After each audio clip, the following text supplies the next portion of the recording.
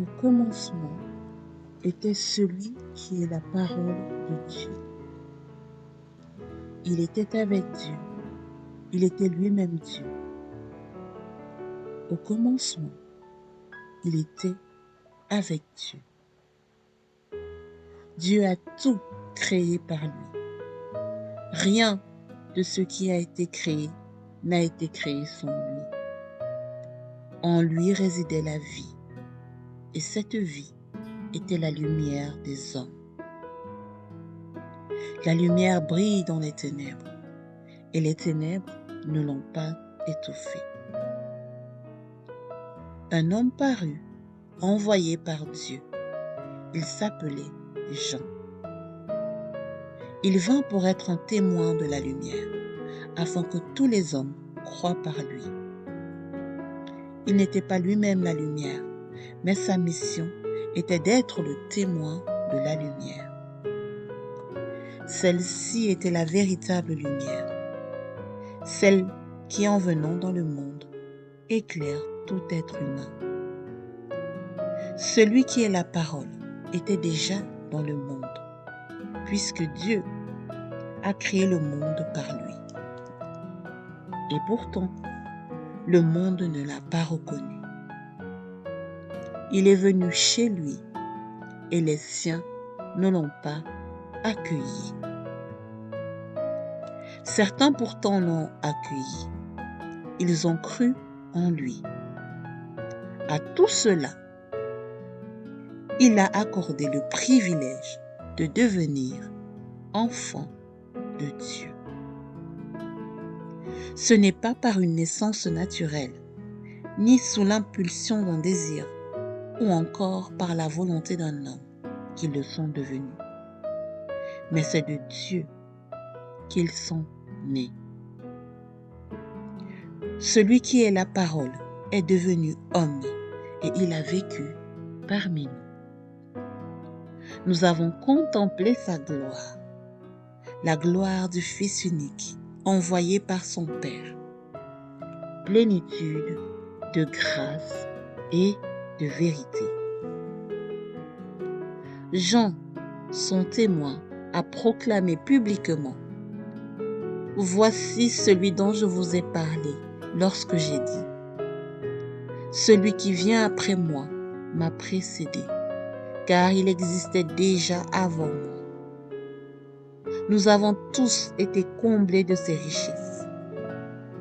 Il a déversé sur nous une grâce après l'autre. En effet, si la loi nous a été donnée par Moïse, la grâce et la vérité sont venues par Jésus-Christ. Personne n'a jamais vu Dieu. Dieu le Fils, unique, qui vit dans l'intimité du Père, nous l'a révélé. Voici le témoignage de Jean, lorsque les Juifs lui envoyèrent de Jérusalem une délégation de prêtres et de Lévites pour lui demander « Qui es-tu » Il dit clairement la vérité, sans se dérober, et leur déclara ouvertement: « Je ne suis pas le Messie. » Mais alors, continuèrent-ils, « Qui es-tu donc? Es-tu Élie? » Je ne le suis pas. Es-tu le prophète? Non. Mais enfin, insistait-il, qui es-tu? Il faut bien que nous rapportions une réponse à ceux qui nous ont envoyés. Que dis-tu de toi-même? Moi, répondit-il, je suis cette voix dont parle le prophète Ésaïe, la voix de celui qui crie dans le désert. Préparez le chemin pour le Seigneur. Les envoyés étaient du parti des pharisiens. Ils continuèrent de l'interroger. Si tu n'es pas le Messie, ni Élie, ni le prophète, pourquoi donc baptises-tu?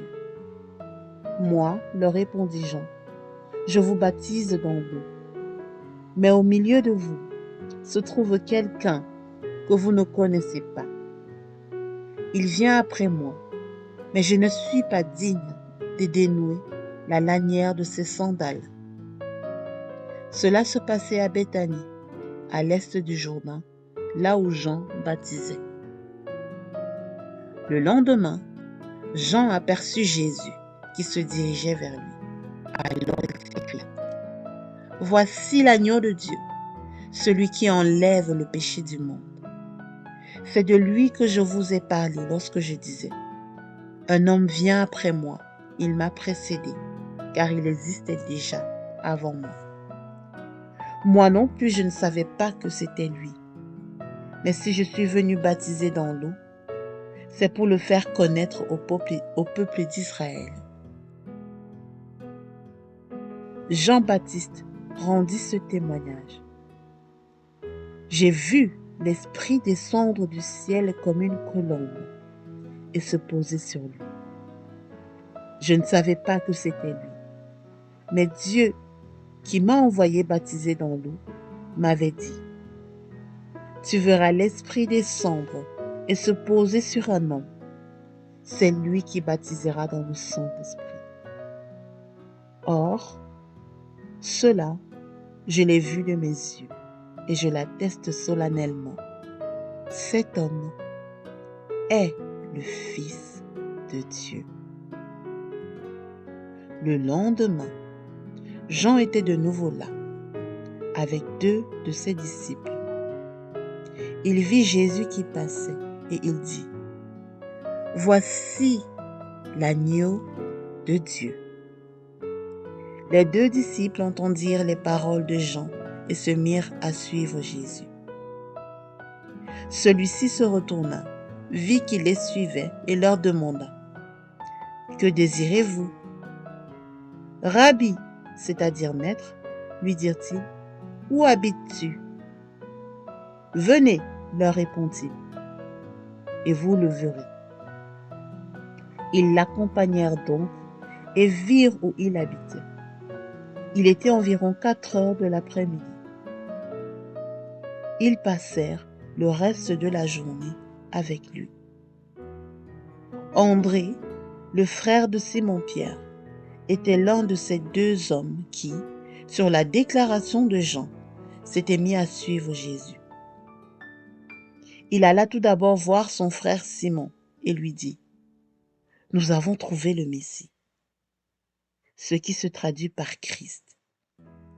Et il le conduisit auprès de Jésus. Jésus le regarda attentivement et lui dit: Tu es Simon, fils de Jonas. Eh bien, on t'appellera Céphas, ce qui veut dire Pierre. Le lendemain, Jésus décida de retourner en Galilée. Il rencontra Philippe et lui dit: Suis-moi.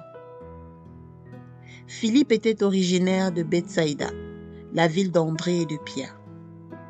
Philippe à son tour alla voir Nathanaël et lui dit: Nous avons trouvé le Messie, celui dont Moïse a parlé dans la loi et que les prophètes ont annoncé. C'est Jésus, le fils de Joseph, de la ville de Nazareth. De Nazareth, répondit Nathanaël. Que peut-il venir de bon de Nazareth? Viens et vois toi-même, répondit Philippe. Jésus vit Nathanaël s'avancer vers lui. Alors il dit: Voilà un véritable Israélite, un homme d'une parfaite droiture. D'où me connais-tu? Lui demanda Nathanaël. Avant même que Philippe t'appelle, lui répondit Jésus, lorsque tu étais sous le figuier, je t'ai vu. Maître, s'écria Nathanaël, tu es le Fils de Dieu. Tu es le roi d'Israël. Tu crois? Lui répondit Jésus, parce que je t'ai dit que je t'ai vu sur le figuier. Tu verras de plus grandes choses encore. Et il ajouta: Oui, je vous l'assure, vous verrez le ciel ouvert et les anges de Dieu monter et descendre entre le ciel et la terre par l'intermédiaire du Fils de l'homme. Amen.